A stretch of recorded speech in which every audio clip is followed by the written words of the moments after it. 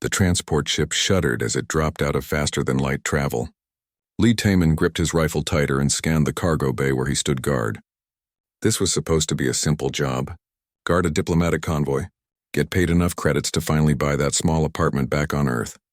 Easy money. He should have known better. Taman was a soldier, not a fool. The contract had been too good. Too much money for what they claimed was routine protection duty. But after 3 years fighting in the border wars, he needed the credits more than he needed answers. His service record had caught someone's attention, and they wanted a human guard specifically. That should have been his first warning. The Valtherians had made contact with Earth 5 years ago. Their empire stretched across hundreds of star systems, and they treated humans like curious children who had just learned to walk. Most Valtherians stood 7 feet tall with skin that shimmered like pearl. They were elegant, powerful, and they knew it. Humans were barely worth their notice, so why did they want him? The cargo bay door hissed open. A Valtherian woman entered, flanked by 2 guards in ceremonial armor. She was younger than the others Taman had seen, maybe equivalent to a human in her early 20s. Her skin had a softer glow, and her eyes were bright amber instead of the usual cold silver. She wore robes that marked her as nobility. Behind her walked a smaller Valtherian woman in simpler clothing. A servant, probably. "You are the human guard?" the noble asked. Her voice carried the musical accent all Valtherians had when speaking Earth languages. Corporal Lee Taman. "Ma'am." He kept his rifle pointed down but ready. "Professional. I am Princess Ayara. This is Kira, my attendant." She studied him with open curiosity. "They said humans were smaller. You are quite tall for your species." Taman stood just over 6 feet, average for a human soldier, tiny compared to Valtherians. "I'll do my job regardless of size, Princess." Something flickered in her eyes. Amusement, maybe. We shall see. The next 6 hours passed in tense silence. The convoy consisted of 3 ships traveling through what the Valtherians called contested space. Translation: the border regions where rival factions fought for control while the Empire pretended not to notice. Taman had seen plenty of contested space during the war. It always meant trouble. He was right. The attack came without warning. One moment the convoy drifted through empty space. The next, the entire ship screamed with alarm sirens. Weapons fire raked across their hull. The lights flickered and died, replaced by emergency red lighting. "We're under attack," someone shouted in Valtherian. Taman didn't need a translation. The 2 ceremonial guards moved to protect Princess Ayara, but they were trained for show, not real combat. Taman grabbed the princess by her arm and pulled her toward the emergency shelter built into the cargo bay wall. Kira followed without being told. "Unhand me." Ayara tried to pull away. "My job is keeping you alive, Princess. Move." Taman shoved her into the shelter just as an explosion ripped through the forward section. The entire ship tilted sideways. Cargo containers broke loose and slid across the floor like deadly projectiles. One of the ceremonial guards wasn't fast enough. A container crushed him against the wall. The other guard fired his weapon wildly at nothing. Panic overtaking training. Another explosion, closer this time. The guard disappeared in fire and debris. Taman sealed the shelter door and checked his rifle. Full charge. 1 spare power pack. Not enough if this turned into a prolonged fight, but it would have to do. Through the small window in the shelter door, he watched shapes moving through the smoke and chaos outside. Boarders. They'd punched through the hull and were already inside. "Who are they?" Ayara's voice was steady despite the fear in her eyes. Taman gave her credit for that. "Does it matter? They're here to kill you." He positioned himself between the princess and the door. Kira pulled Ayara to the back of the shelter. The boarders were Valtherian, but their armor was unmarked. Mercenaries or a rival faction. They moved with military precision, checking every container and corner. Searching for something, or someone, they found the shelter within minutes. Taman watched through the window as 3 of them approached. One raised a plasma torch to cut through the door. They would be inside in seconds. He had one chance. Taman waited until the torch began cutting. The metal glowed white-hot. The boarder was focused on his work. His companions watched the surrounding area for threats. They expected a barricaded defense, standard military doctrine. Taman kicked the door open with all his strength. It slammed into the boarder with a torch, sending him sprawling. The glowing torch clattered across the floor. Before the other 2 could react, Taman fired.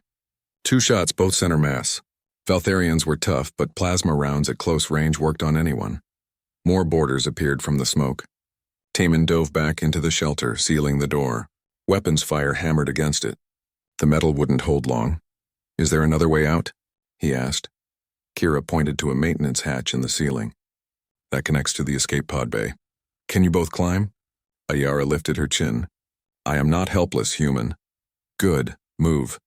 Taman boosted Kira up first, then the princess. The door buckled inward. He fired through the weakened metal. Blind shots meant to slow them down more than hit anything.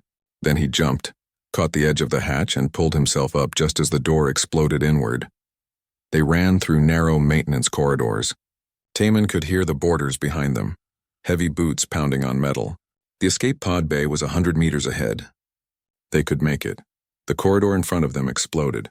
Another boarding party had cut through from a different direction. They were trapped between 2 groups of attackers. Taman made a decision. He grabbed a thermal grenade from his belt and set it for delayed detonation. Then he shoved it into the ceiling vent and kept running. Faster. Behind them, the grenade detonated. The explosion chain reacted with the corridor's power conduits. Fire rolled through the passage like an angry beast. The boarding party behind them was caught in the blast. Their screams were brief. They reached the escape pod bay. Taman pushed both women into the nearest pod and climbed in after them. The pod launched just as the second boarding party reached the bay entrance. Weapons fire bounced off the pod's armored shell as they rocketed away from the dying ship.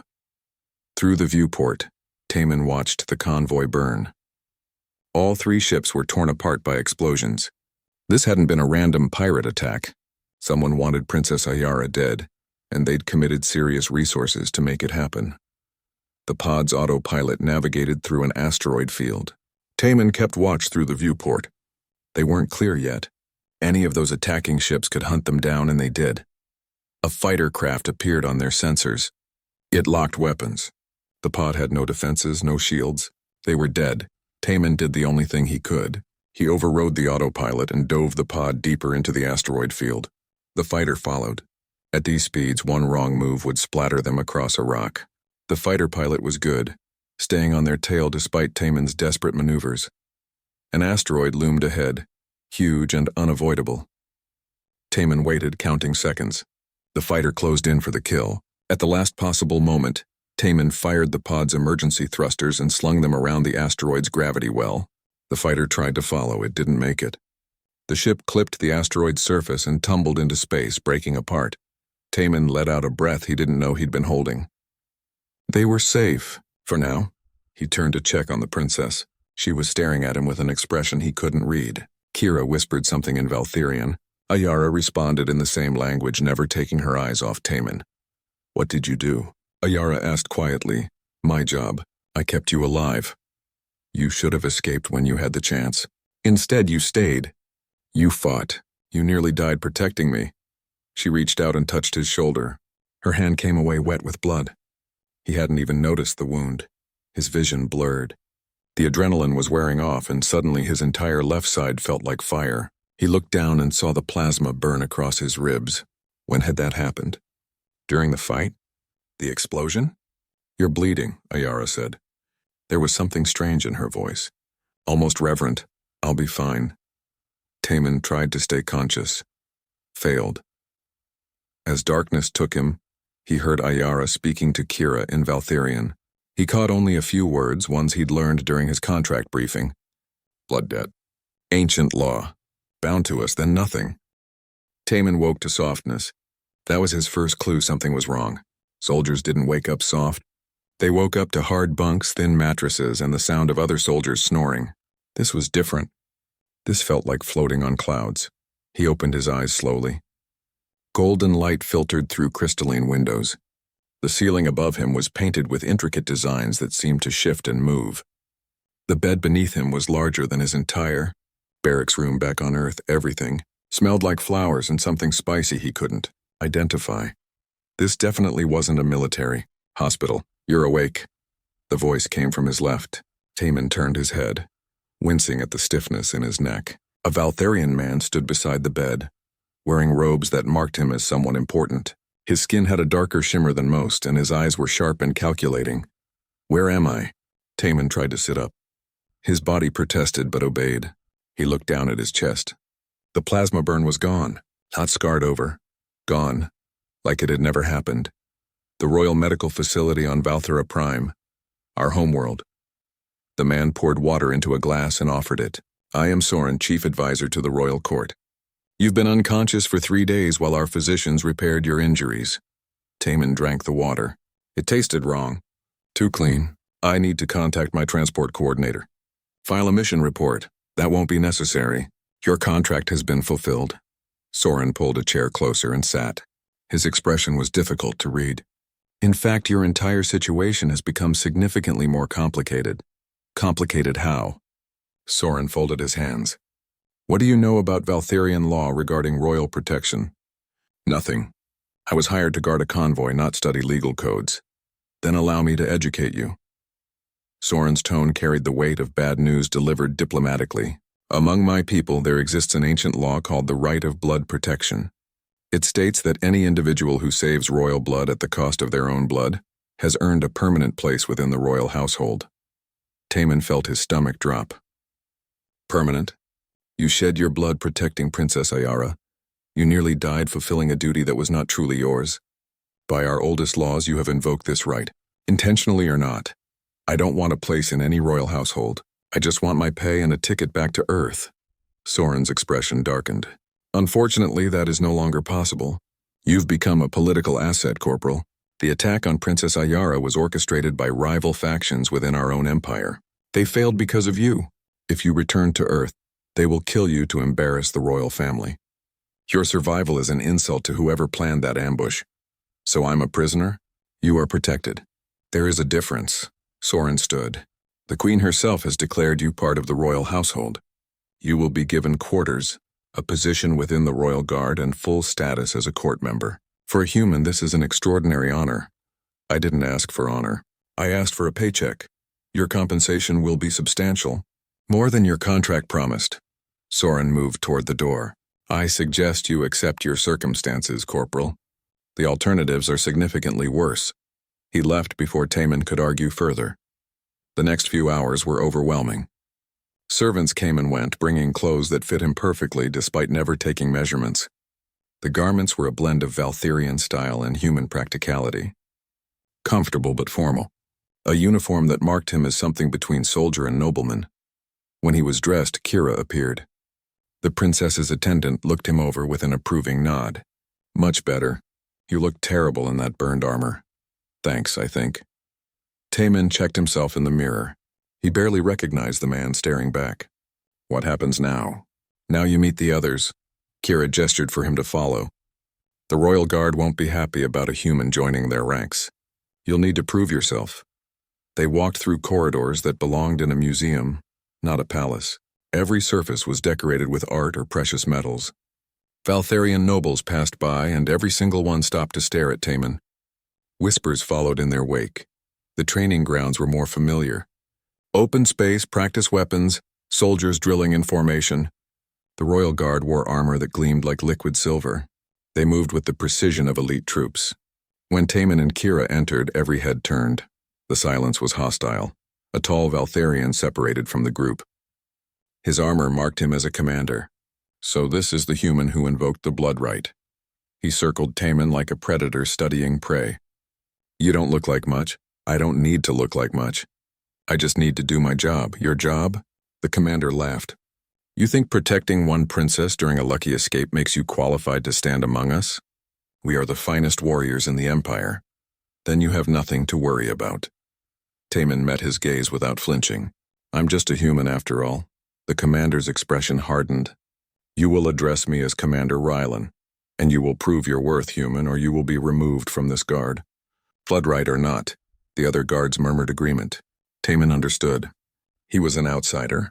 Worse, he was a human outsider who'd been given a position most Valtherians spent decades earning. They saw him as unworthy. He'd have to change their minds the hard way. When do I start? He asked. Tomorrow. Dawn. Rylan turned away dismissively. Try not to embarrass yourself too badly. Kira led him away from the training grounds. That went better than expected. That was better? No one challenged you to immediate combat. Yes, that's better.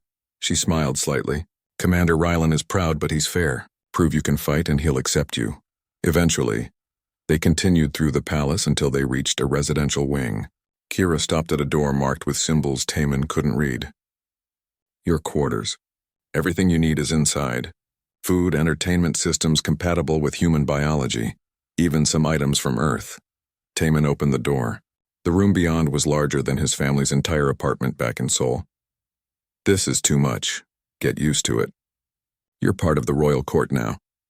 Kira turned to leave, then paused. A word of advice, Taman. Princess Ayara requested you specifically for that convoy mission. She knew there would be danger. She chose a human guard because humans think differently than we do. You saved her life because you didn't follow standard Valtherian tactics. Remember that.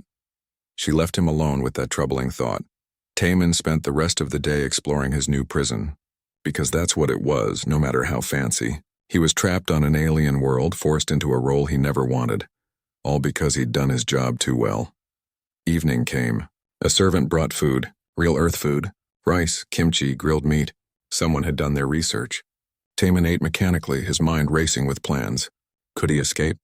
Steal a ship? Probably not. He was one human on a planet of billions of Valtherians, and according to Soren, leaving meant death anyway. A knock interrupted his thoughts. Enter, he called. Princess Ayara walked in. She wore simpler robes than before, and her hair was unbound. She looked younger, more uncertain. May I speak with you? It's your palace, Princess. I'm just living here. She flinched slightly at his tone. You're angry. I'm trapped. There's a difference. Taman stood but didn't bow. Why am I really here? Kira said you requested me specifically. Ayara was quiet for a long moment. Then she sat in one of the chairs, gesturing for him to do the same. I will tell you the truth. My family is in danger. There are factions within our empire who believe the royal line has grown weak. They want to replace us with rulers who will expand our territory through conquest. More war, more death. And I'm supposed to stop that? I'm one soldier. You're a symbol. Ayara leaned forward. Humans are new to the galactic community. You're seen as primitive, but also unpredictable. Dangerous in ways we Valtherians are not. By bringing you into the royal household by invoking the blood right, I've made a statement. We are willing to adapt, to embrace new ideas, to survive. You used me. Yes. She didn't deny it. But I also owe you my life. That debt is real, Taman, and I intend to honor it. He studied her face, looking for lies. Found none. What happens now? Now you train. You prove yourself to the guard. You help me navigate the court politics that will try to destroy us both. Ayara stood, and perhaps, if we're fortunate, we both survive what's coming. You know there will be more attacks. I know. She moved to the door, then looked back. My mother, Queen Valara, wishes to meet you tomorrow, after your training. I should warn you, she is not as accepting of humans as I am. Great. Looking forward to it. Ayara smiled, the first genuine expression he'd seen from her. You have a strange way of showing respect, Corporal. I left respect back on that burning convoy. Now I just have honesty. Then we shall get along well. Honesty is rare in this place. She left, closing the door softly behind her. Taman stood alone in his golden cage and wondered what he'd gotten himself into.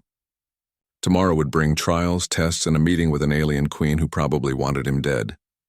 All because he'd done his job and saved one princess. He should have stayed on Earth. But deep down, in a place he didn't want to examine too closely, he knew he'd make the same choice again. Some things mattered more than safety, like keeping promises, like protecting those who couldn't protect themselves. Even if they were aliens who lived in palaces and followed ancient laws he didn't understand. Taman laid down on the Impost dawn on Valthera Prime was blue.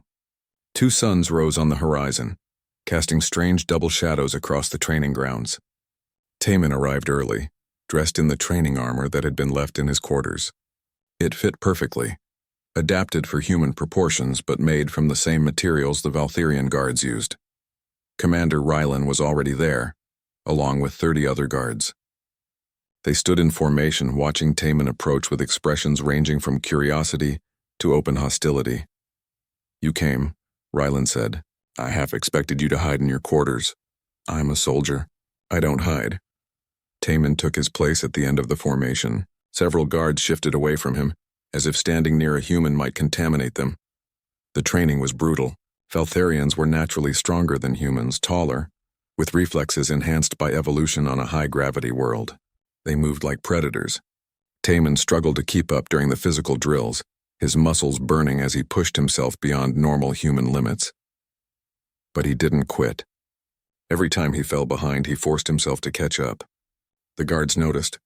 Whispers spread through the ranks. "The human has determination," one said. "Determination isn't enough," another replied. "He'll break." Taman didn't break. The combat trials came after lunch. Each guard would face him in single combat, unarmed. If he could defeat even 5 of them, he'd earn their respect. If he couldn't, he'd be removed from the Royal Guard and given a lesser position. Something safe and meaningless. The first opponent was a young guard, barely older than Taman in human years. He moved with overconfidence, expecting an easy victory. Taman let him come, studying his footwork. Valtharians fought with elegance, using their height and reach to overwhelm opponents. It was beautiful and effective. Against other Valtharians, Taman dropped low inside the guard's reach and swept his legs. The Valtharian fell hard. Before he could recover, Taman had him in a submission hold. The guard tapped out, stunned. "Lucky," someone muttered. The second opponent was more cautious. She circled Taman, testing his defenses with quick jabs. He blocked some, took others. Pain flared across his ribs, his shoulders. But he'd learned to fight through pain in the border wars. This was nothing compared to actual combat with live weapons.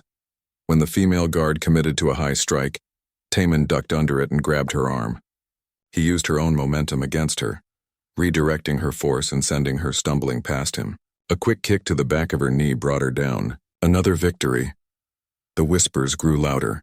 Commander Rylan himself stepped forward for the third match. "You fight like a scavenger, no honor, no grace. I fight to win." Taman raised his hands. "Isn't that the point?" Rylan attacked without warning. Fast, brutal.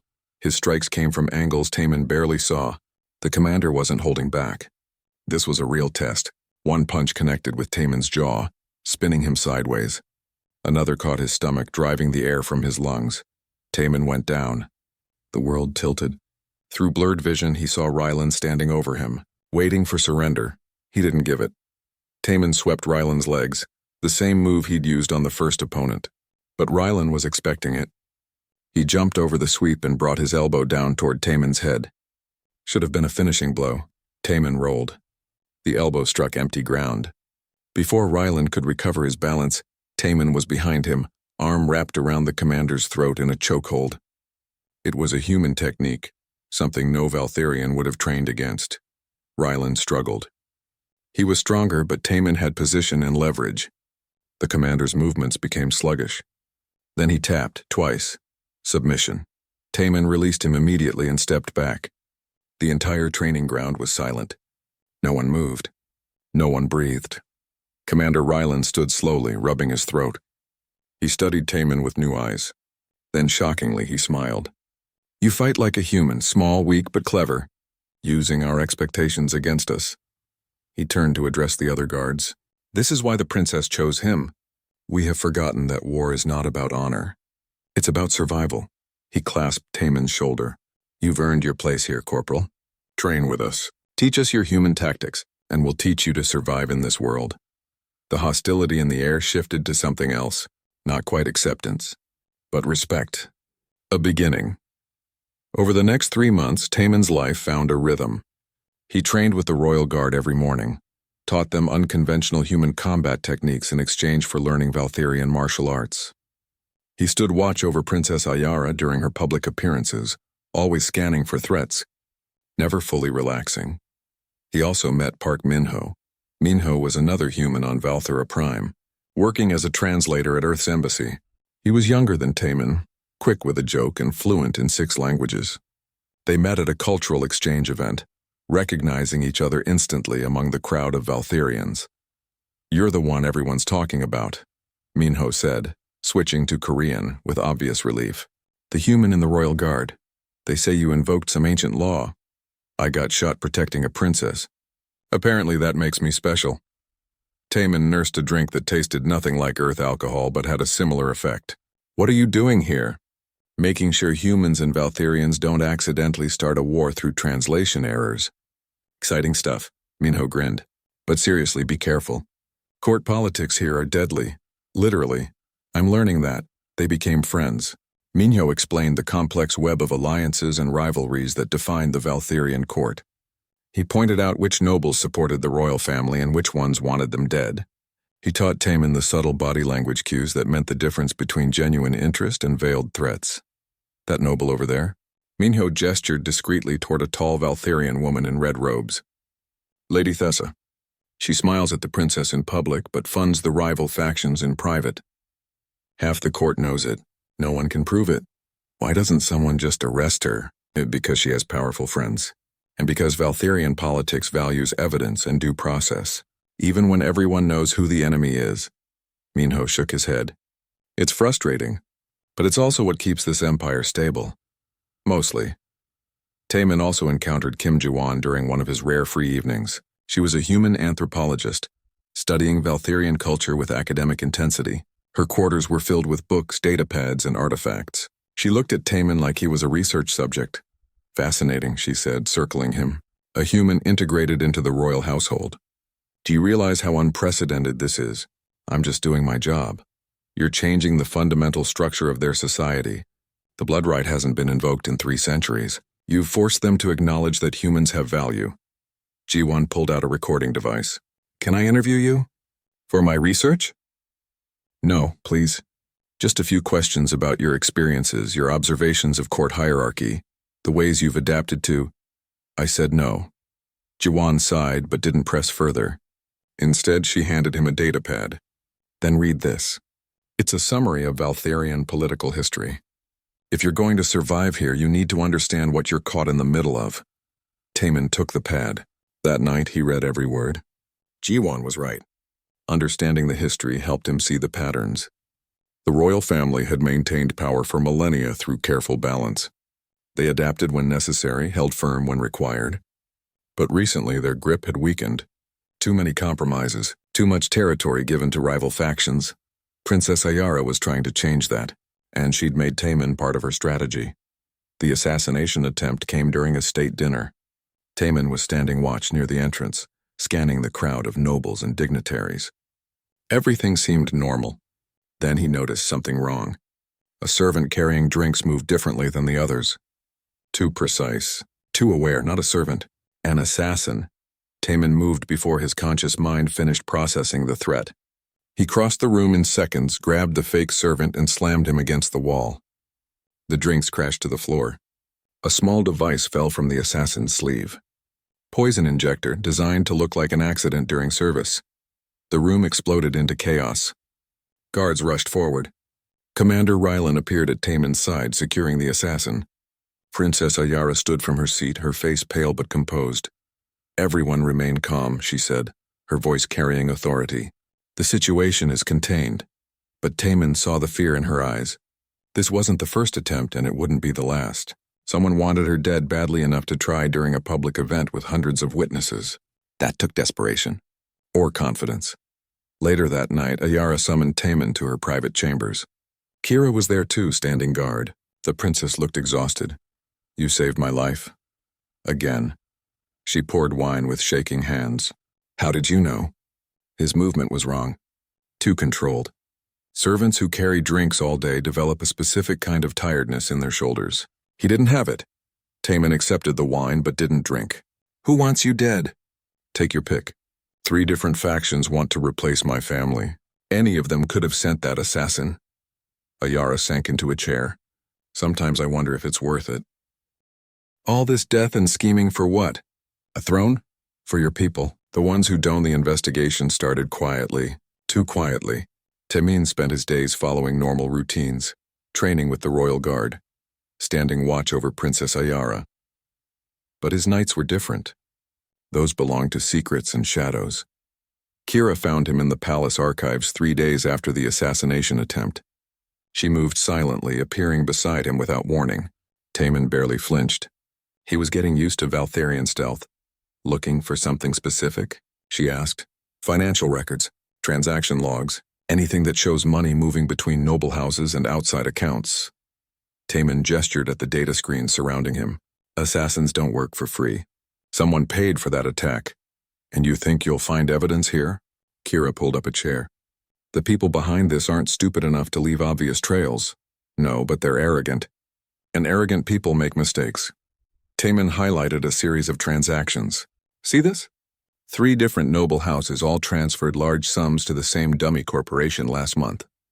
Right before the attack. Kira leaned closer, studying the data. Her expression shifted from skeptical to interested. That corporation is registered in the Outer Territories. Beyond direct Imperial oversight, someone's building a private army, or funding one. Taman pulled up more records. I need to cross-reference these houses with political affiliations. Which ones oppose the royal family? All of them in various ways. But these 3? Kira pointed at the names. They're connected to Prince Davin's faction. Taman felt his stomach drop.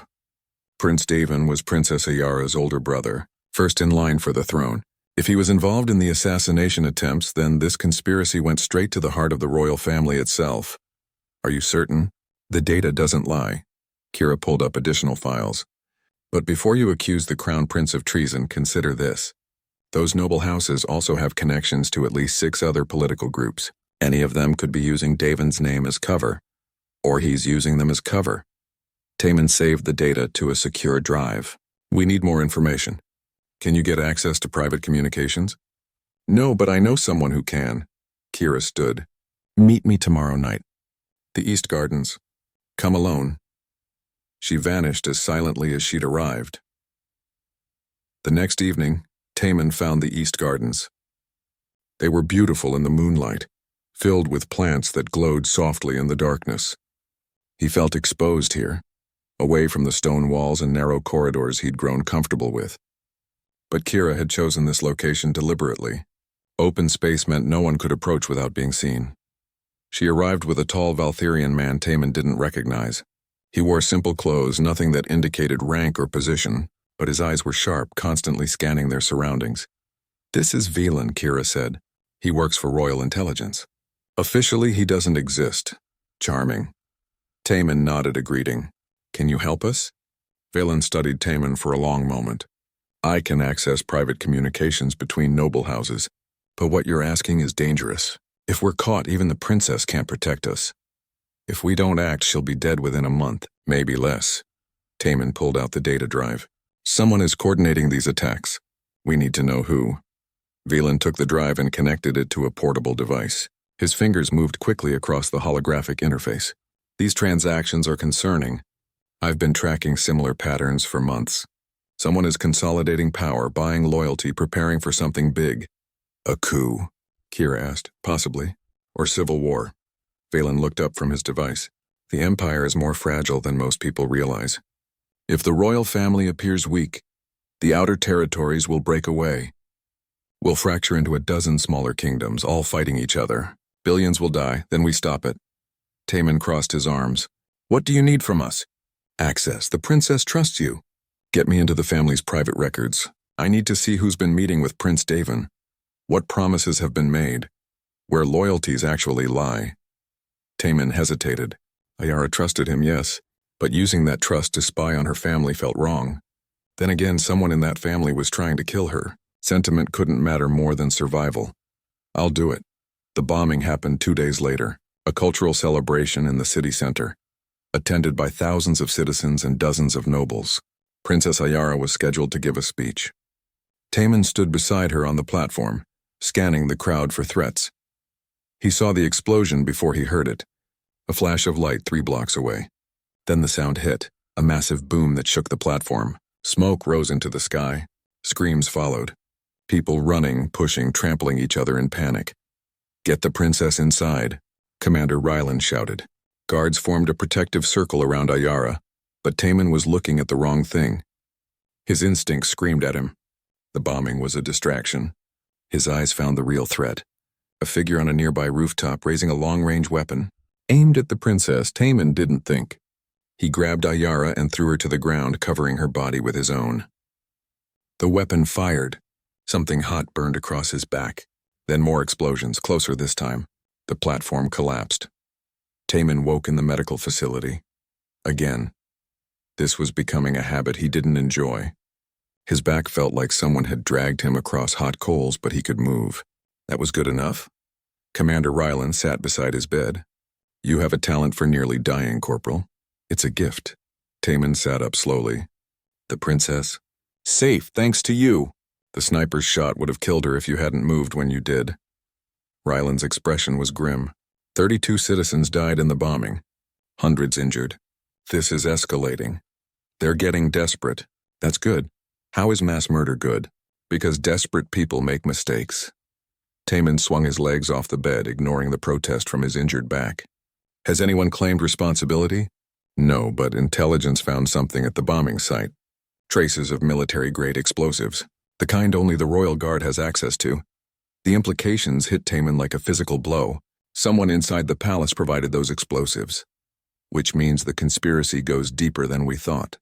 Could be anyone, guards, advisors, even family members. Ryland stood. The Queen has ordered a full investigation. She wants you to lead it. Me? I'm not an investigator. No, but you're an outsider. You don't have loyalties to any Valtherian faction. You can't be bought or threatened the same way we can. Ryland placed a hand on Taman's shoulder. The Queen trusts you. So does the princess. That makes you the only person who can do this. Taman found Princess Ayara in her chambers that evening. She was standing by the window, looking out at the city lights. She didn't turn when he entered. 32 people, she said quietly. 32 lives ended because someone wants me dead. They died because a terrorist set off a bomb. That's not your fault, isn't it? If I abdicated, if I walked away from the throne, would they still be alive? She finally turned to face him. Her eyes were red. She'd been crying. What's the point of all this if people keep dying? Taman crossed the room and stood beside her. The point is, those 32 people believed in something. They came to hear you speak because they trusted you to lead them, to keep them safe. If you quit now, their faith was wasted. And if I continue, more will die. Yes, probably. Taman didn't sugarcoat it. But if you quit, everyone dies eventually. The Empire fractures. Civil war, chaos, you know this. Ayara was quiet for a long moment. Then she straightened her shoulders, wiping her eyes. You're right. I know you're right. I just needed someone to say it out loud. That's what I'm here for. Among other things, she almost smiled. Like nearly dying protecting me? Especially that. Something passed between them again. That same connection from before, but stronger now. They'd both survived death together multiple times. That created bonds deeper than duty or politics. Taman felt it pulling at him. This strange attraction to an alien princess who lived in a world he barely understood. He stepped back. I need to ask you something. About your brother. Her expression closed off. What about Davin? Is it possible he's involved in the conspiracy? I found financial connections between houses loyal to him in the attacks. No. Ayara's response was immediate. Davin and I disagree on many things, but he would never harm me. He's family. Family members betray each other all the time, especially when thrones are involved. Not Davin, I've known him my entire life. I trust him absolutely. She met Taman's eyes. If you're investigating this, focus elsewhere. My brother is not your enemy. Taman nodded, but doubt remained. In his experience, the people you trusted most were often the ones who hurt you deepest. Still, he'd pursue other leads first. Give Ayara the benefit of doubt. For now, the breakthrough came from an unexpected source. Park Minho contacted Taman through an encrypted channel. I need to see you. Immediately. Not at the embassy. They met at a small cafe in the lower city, far from the palace. Minho looked nervous, constantly checking over his shoulder. I shouldn't be telling you this. It's classified. But you need to know. Know what? I'm not just a translator. I work for Earth Intelligence, gathering information on Valtherian politics. Minho pulled out a data chip. We've been monitoring the conspiracy for months. We know who's behind it. The plan fell apart before it even started. Lord Theron must have known they were onto him. The morning before the Ascension ceremony, he vanished from the palace. Took 50 loyal guards with him. By the time Commander Ryland reached his quarters, they were empty. Worse, Theron had taken hostages. Kim Ji-won was gone from her research facility. 3 palace servants disappeared. 2 minor nobles who'd been investigating the conspiracy, all missing within hours. Taman stood in the palace command center, watching tactical displays update in real time. Where did he go? Beyond the core territories. Our ships tracked his convoy to the Kilo system. Commander Rylan pointed at a star map. It's lawless space. Pirates and mercenaries. No imperial authority. Perfect place to hide. Taman studied the map. Kalos was 3 days away by military ship. He's fortifying a position. Making demands? Yes. Queen Valara entered the command center. Everyone bowed. She waved them up impatiently. Lord Theron has sent a message. He wants Princess Ayara delivered to him within 7 days, or he executes all hostages and launches his coup anyway. He claims to have support from multiple noble houses. He's bluffing about the support, Ayara said, following her mother. If he had enough backing for a coup, he wouldn't have fled. Probably. But we can't risk the hostages. The Queen looked at Taman. You understand military tactics, human tactics. What would you do? Taman considered carefully. Valtharian military doctrine emphasized overwhelming force and direct assault. It worked well in open space battles. But Kalos wasn't open space.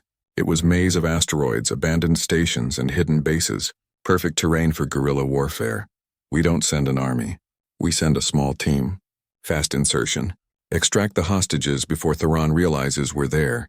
Taman pulled up schematics of the Kilo system. Hit him where he's weak. His forces are spread across multiple locations. We pick them off one at a time. That's suicide, Ryland said. His fortress will have hundreds of defenders. Only if we go through the front door. But fortresses always have weak points. Supply lines. Maintenance access. Emergency exits. Taman looked at Princess Ayara. I'll need a small team, 6 people maximum. Volunteers only. I'm coming with you. Ayara's tone left no room for argument. Absolutely not. Queen Valara stepped forward. You're the heir. I won't risk you on a rescue mission. Mother, Theron wants me. If I don't go, he'll suspect a trick. He'll kill the hostages immediately. Ayara met her mother's eyes. Besides, I'm tired of being protected. I need to fight for my people, not just watch others die for me. The Queen and her daughter stared at each other. A battle of wills between 2 strong women. Finally, Valara looked away. You have your father's stubbornness. Very well. But Taman commands the mission. You follow his orders without question. I understand. They assembled the team within hours. Taman chose carefully. Commander Rylan insisted on coming, bringing his decades of combat experience. Kira revealed her true role as an intelligence operative and volunteered immediately. 2 more royal guards selected for stealth skills rather than brute force, and Park Minho, who'd been trained by Earth intelligence for exactly this kind of operation. I'm a translator, remember? Minho said with a grin. Totally not a spy. Right. And I'm just a simple bodyguard. Taman handed him a rifle. Can you shoot? Better than you, probably. They departed that night in a fast attack ship. Unmarked, no imperial insignia. If this went wrong, the Queen needed plausible deniability. Taman spent the 3-day journey studying every piece of intelligence they had on the Kilo system. The fortress was an old mining station, built into a massive asteroid. Multiple levels interconnected by tunnels and shafts. Theron had fortified the main entrances, but the maintenance access points were less defended, probably because they were considered too small and dangerous for a real assault. We go in here. Taman pointed at a waste disposal shaft. It leads to the lower levels. We work our way up, locate the hostages, extract them, and get out before Theron's main force can respond. You make it sound easy, Ayara said. It won't be, but it's our best chance. Taman checked his weapons. Human firearms more reliable than Valtharian energy weapons in the kind of close-quarters fighting they'd face. Everyone clear on the plan? Nods all around. They were as ready as they'd ever be. The insertion went smoothly. Their ship dropped them at the waste shaft and immediately retreated. No going back now. Taman led them into the narrow tunnel, using a portable scanner to check for security systems. The shaft was barely wide enough for Valtharians. For him, it was claustrophobic but manageable. They emerged in a processing facility, long abandoned. Rust covered everything. The air smelled like chemicals and decay. Taman signaled for silence and crept forward. Motion sensors would detect large groups, but a small team moving carefully might slip through. They reached the lower residential levels without encountering resistance. Too easy. Taman's instincts screamed warnings. Something's wrong. Where are the guards? Maybe Theron doesn't have as many troops as we thought, Minho suggested. Or he's waiting for us. Kira examined a doorway. This area should be secured. Instead, it's wide open, like someone wants us to come deeper. A trap. Of course it was a trap. Theron knew they'd try a rescue. Probably had the whole facility rigged. We keep going. But carefully. Eyes open for ambush points. They found the hostages on level 7, locked in what used to be crew quarters. Kim Ji-won looked exhausted but unharmed. The others were in similar condition. Underfed, scared, but alive. Taemin cut through the door locks with a plasma torch. About time, Ji-won said. I was starting to think you forgot about us. Never. Taemin handed her a weapon. Can you walk? I can run if necessary. The ambush came as they headed back toward the extraction point. Doors sealed automatically, trapping them in a corridor. Lights died, replaced by emergency red. Then the shooting started. Theron's forces appeared from hidden positions, weapons firing from both directions. Cover. Taemin pulled Princess Ayara behind a support column. The others scattered, finding whatever protection they could. Return fire lit up the darkness. Energy weapons screamed. Bullets cracked through the air. This was exactly what Taemin had feared. Caught in a killing box with nowhere to retreat. They were outnumbered at least 10-1. Standard military tactics said they were dead, but Taemin had never been very good at following standard tactics. Rylan, suppressing fire on the left. Taemin threw a grenade toward the right side attackers. The explosion created a temporary gap. Minho, get the hostages through that gap. Now, Thump, what about you? Ayara shouted over the weapon's fire. I'm buying time. Yo, I'm not leaving you. That's an order, Princess. Taemin locked eyes with her. Get them out. I'll catch up. For a moment, he thought she'd refuse. Then Kira grabbed Ayara's arm and pulled her toward the gap. Commander Rylan laid down covering fire, his weapon creating a wall of light that forced the attackers back. The hostages ran. Minho shepherded them through the chaos. Taemin stayed behind with Rylan and the 2 royal guards. 4 against 50. Bad odds. But they only needed to hold for 2 minutes. Long enough for the others to reach the extraction point. Any brilliant human tactics for this situation? Rylan asked, reloading his weapon. Yeah, we don't die. Taemin switched to grenades. Fall back by sections. Leapfrog pattern. Keep them confused about our position. They retreated through the corridors, fighting every step. The enemy pressed hard, but Taemin's tactics kept them off balance. Faltherian forces expected either a last stand or a rout. Instead, they got a controlled withdrawal that cost them casualties every time they pushed too aggressively. One of the royal guards took a hit. He went down hard, leg burned by an energy blast. Rylan grabbed him and kept moving. They were close to the extraction point. Almost there. Lord Theron himself appeared, blocking their path. He wore heavy combat armor and carried a weapon that looked like it could punch through starship hull. Going somewhere, human? Yeah, away from you. Taemin raised his rifle. Theron laughed. You can't win. Even if you escape, my coup continues. I have enough support to tear this empire apart. Queen Valara's line ends one way or another. You talk too much. Taemin fired. The bullet pinged off Theron's armor. As expected. But it also distracted him long enough for Rylan to flank. The commander's energy weapon hit Theron from the side, staggering him. They ran past while he recovered. The extraction point was just ahead. Their ship hovered at a docking port, ramped down. Princess Ayara stood at the entrance, weapon in hand, providing covering fire for their approach. I told you to leave, Taemin shouted, and I ignored you. Move faster. They piled onto the ship. The moment everyone was aboard, the pilot punched the engines. The ship tore away from the asteroid, dodging return fire from Theron's defensive batteries. Explosions bloomed around them. One hit sent them spinning. The pilot corrected, and they shot away into the safety of the asteroid field. Inside the ship, everyone collapsed, breathing hard, covered in sweat and blood. But alive, all of them. Against impossible odds, they'd succeeded. Taemin found Princess Ayara sitting alone near the back of the ship. She was shaking, adrenaline wearing off. He sat beside her without speaking. Sometimes words weren't necessary. I was supposed to leave you, she said finally. Kira tried as they arrived back at Valthera Prime to chaos. The ancient defense weapons Lord Theron had activated weren't just threats. They were real and they were powering up. Massive energy signatures deep beneath the capital city. Weapons designed centuries ago to protect against invasion, now turned against the very people they were meant to defend. Queen Valara met them in the command center. She looked older than Taemin had ever seen her. Tired. the weight of billions of lives showing in every line of her face.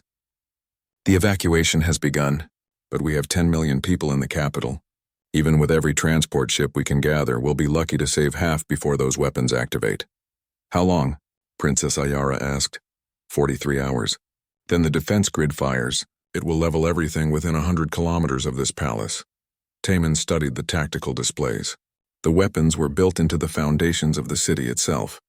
Underground power cores connected to massive beam emitters disguised as architectural features. Centuries old but still functional, and all controlled from a central command location. Where's Theron controlling them from? He asked. We don't know. The control signals are routing through the palace systems, but he's not physically here. Commander Ryland gestured at the communication logs. He's using some kind of remote access. Could be anywhere in the Empire. Or he's here, hidden somewhere we haven't looked. Taman pulled up architectural plans of the palace. Thousands of rooms, hundreds of levels, a maze that had grown over centuries. These buildings are how old? The original palace was constructed over 3,000 years ago, Queen Valara said. Additions and renovations since then. Much of the lower levels are abandoned. The catacombs. Princess Ayara pointed at the older sections of the map. No one's been down there in centuries. If Theron wanted to hide, that's where I'd look. The catacombs are sealed. Ancient security systems. Ryland shook his head. Some sections are still active. Defense drones, automated weapons. We'd lose half an army trying to navigate them. Good thing we're not sending an army. Taman looked at the Queen. I need a small team again. People who can move quietly. We find Theron, we end this. And if you can't find him in time, then you evacuate as many people as possible and hope for the best. Taman checked his weapons. Still functional despite the beating they'd taken at Kilos. But I'll find him. That's what I do. Queen Valara studied him for a long moment. Then she nodded. Take whoever you need. But Taman, understand this. If you fail, millions die, including everyone in this room. I won't fail. The team assembled quickly. Commander Ryland because he knew the palace better than anyone.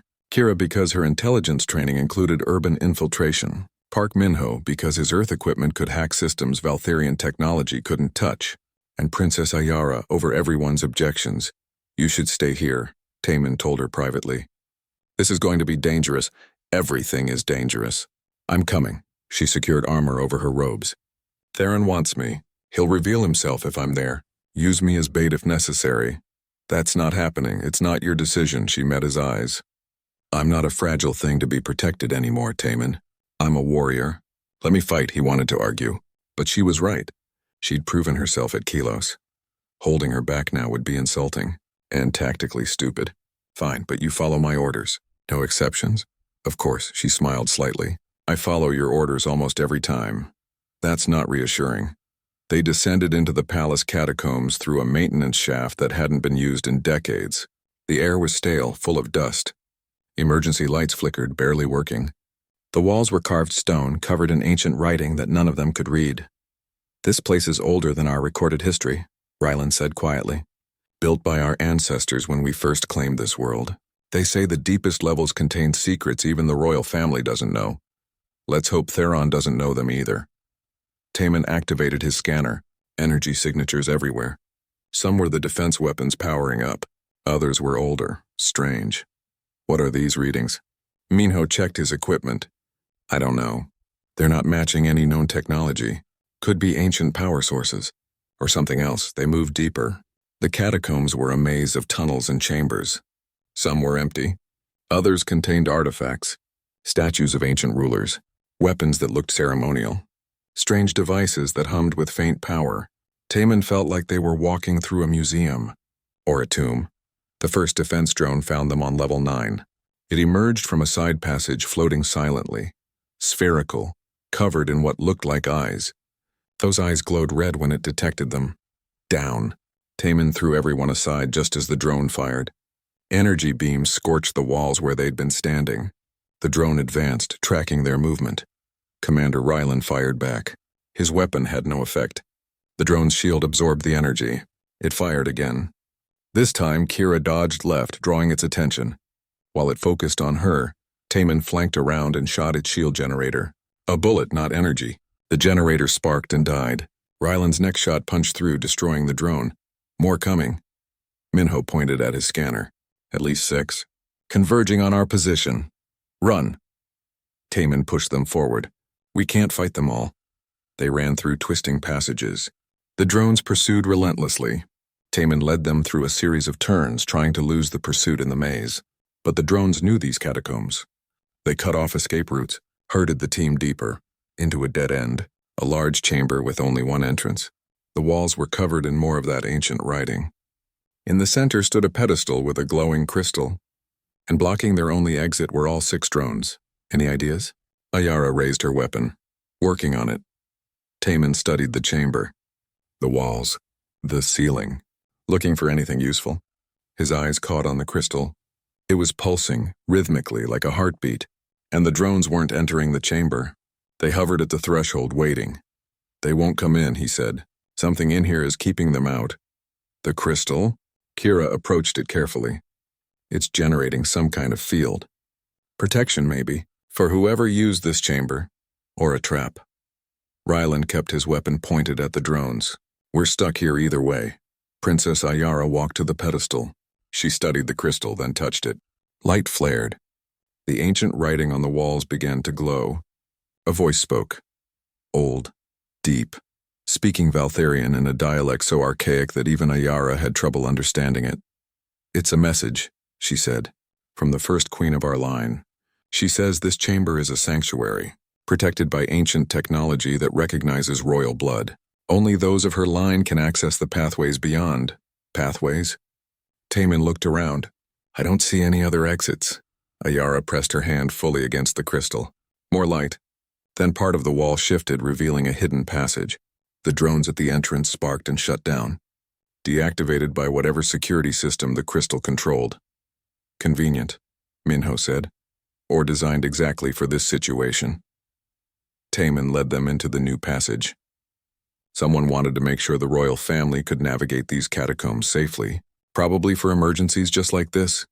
The hidden pathways were different from the regular catacombs. Cleaner, better maintained. They led deeper and deeper underground. Eventually, they emerged in a massive chamber that took Taman's breath away. The room was circular, hundreds of meters across. The ceiling rose into darkness above, and in the center was a control platform surrounded by holographic displays. Ancient technology merged with newer systems. A command center built over millennia. Lord Theron stood at the controls. I was wondering when you'd arrive. He didn't turn around. The old pathways. I should have accounted for those. Oversight on my part. It's over, Theron. Commander Rylan advanced. Surrender. Face trial. Trial? Theron laughed. For what? Trying to save our empire from weakness? The royal family has grown soft, compromising with lesser species, making alliances instead of conquering. We should rule the galaxy. Instead, we share it. Sharing made us strong, Princess Ayara said. Conquest made us tyrants. Spoken like someone who's never held real power. Theron finally turned. He looked different, older, sick, like something was consuming him from inside. I'm dying, Princess. Disease, incurable. I have months, maybe weeks. I wanted to leave a legacy, an empire restored to glory. Instead, I'll be remembered as a traitor. You are a traitor. Queen Valara emerged from the shadows behind them. She'd followed. Taman cursed silently. They'd been so focused on finding Theron, they hadn't noticed the queen tracking them. Theron's expression shifted to shock. Your Majesty, you shouldn't have come. And miss confronting the man who's trying to destroy everything my family built? Valara stepped forward. I suspected you for months, old friend. Watched you maneuver. Waited for proof. You've given me everything I need. Proof means nothing if we're all dead. Theron gestured at the displays. The weapons are charging. Nothing can stop them now. Even killing me won't disable the sequence, but you can disable it. That's why you're here.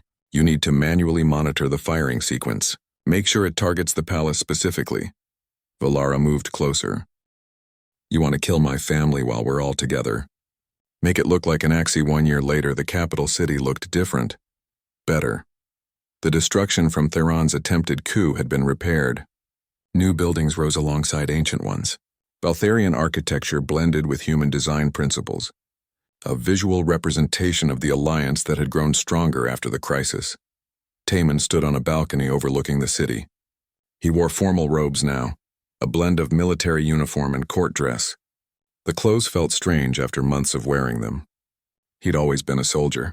Simple armor, simple duties. Protect people, follow orders. Now he was something else entirely. Commander of the Royal Guard, official consort to the Queen, the first human to hold either position. Behind him, the coronation ceremony continued.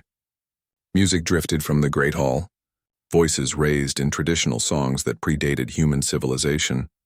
Queen Ayara sat on the throne that had been her mother's, her grandmother's, stretching back 3,000 years.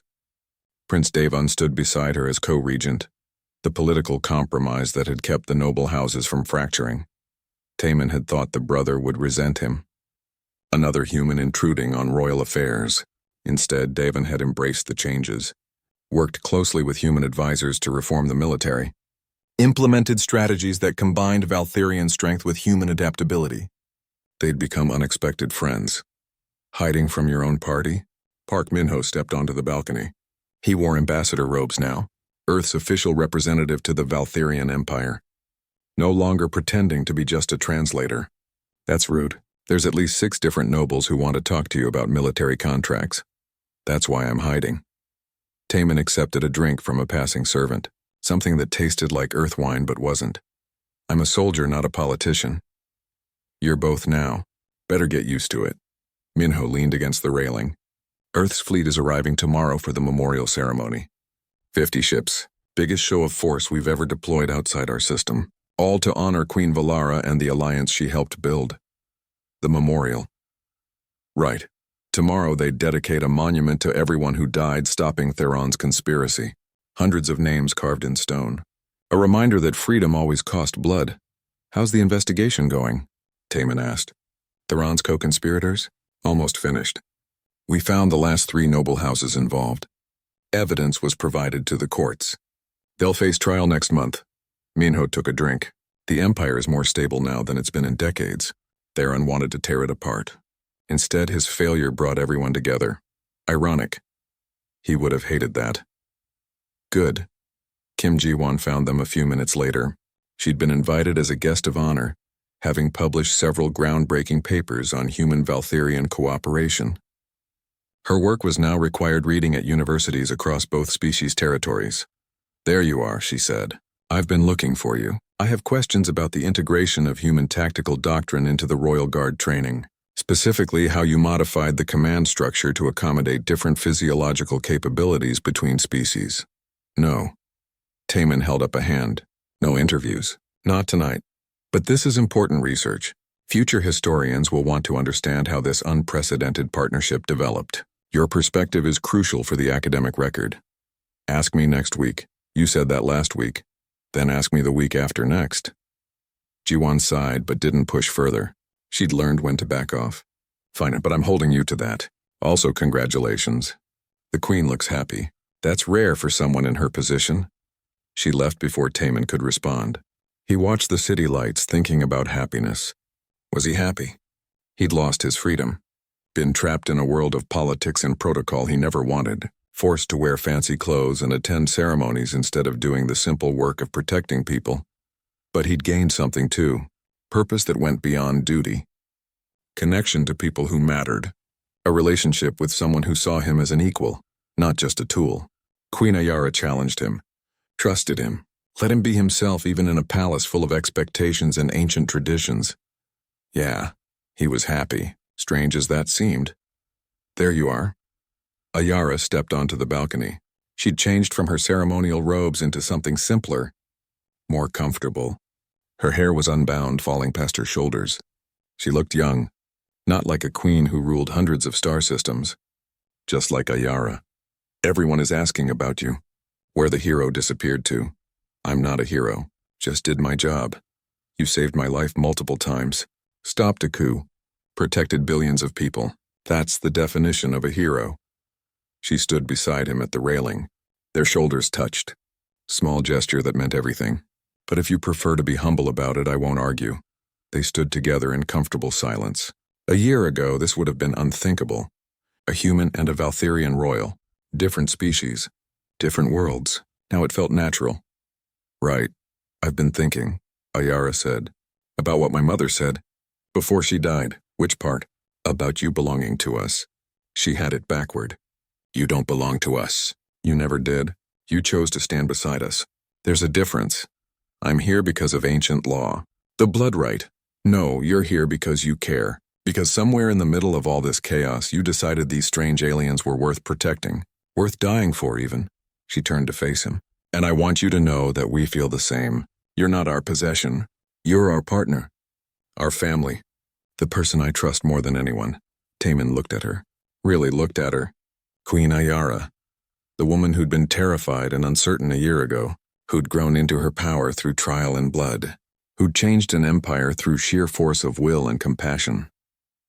Your mother knew what she was doing when she declared me part of your household. She wanted me here as a check on royal power, someone who wouldn't bow and scrape, someone who'd tell you the truth. And do you? Tell me the truth? Always. Even when you don't want to hear it. Good, don't stop. She took his hand. The gesture was natural now. They'd been together long enough that touch didn't feel foreign anymore. Tomorrow we honor the dead, but tonight I want to talk about the future. About us, what we're building here, a partnership, humans and Valtharians working together. More than that, we're proving that different species can not only coexist but thrive together. That strength comes from diversity, not uniformity. That love crosses any boundary if you're brave enough. She squeezed his hand. I'm brave enough, Taman. Are you? He understood what she was asking. They danced around it for months.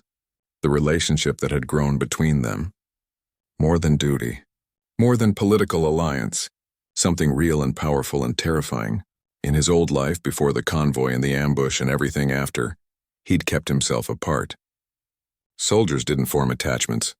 Too dangerous, too painful when people died. But maybe that was the wrong way to live. Maybe connection was worth the risk. Yeah, he said. I'm brave enough. They kissed, simple, sweet, the kind of moment that would have shocked the court a year ago. Now people just smiled when they saw it. The human and the queen, symbol of everything the empire was becoming. Better, stronger, united. The celebration continued inside. Music and laughter.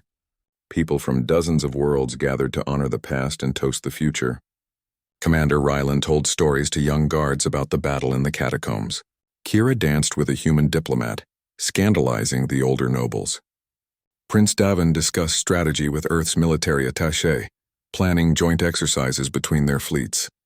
This was the world Queen Valara had died to protect. Not Valtharian or human, just people living together, building something new. The night stretched on. Eventually the guests departed. The palace quieted. Taman and Ayara stood alone in the great hall looking at the empty throne. Do you ever regret it? She asked. Staying here? Giving up your old life? Every day. He saw the hurt flash across her face and quickly continued. But I'd make the same choice again. Every time. Because this matters more than my comfort. You matter more. Sweet words from a man who claims not to be romantic. I have my moments. They walked together through the palace corridors, past ancient artwork and modern security systems, through rooms that had witnessed centuries of history. Guards bowed as they passed. Servants smiled. Everyone in the palace knew their story, how a human soldier had become so much more. Tomorrow would bring new challenges. The memorial ceremony, meetings with the human fleet, negotiations with outer territories still unsure about the alliance, reports of new threats gathering at the borders. Work never ended when you ruled an empire. But tonight was theirs. In Ayara's private chambers, they talked about everything and nothing. Plans for the future. Dreams they'd never shared with anyone else, fears that woke them in the night. The conversation of two people who'd been through hell together and come out stronger. My mother told you to guard me well, Ayara said, lying in his arms. Do you think you've succeeded? Still working on it. You keep trying to get yourself killed. That's rich coming from someone who throws himself in front of assassins. That's different. That's my job. So we're both reckless. Perfect match, she laughed. The nobles must be horrified. Their proper queen in love with a stubborn human who refuses to follow protocol.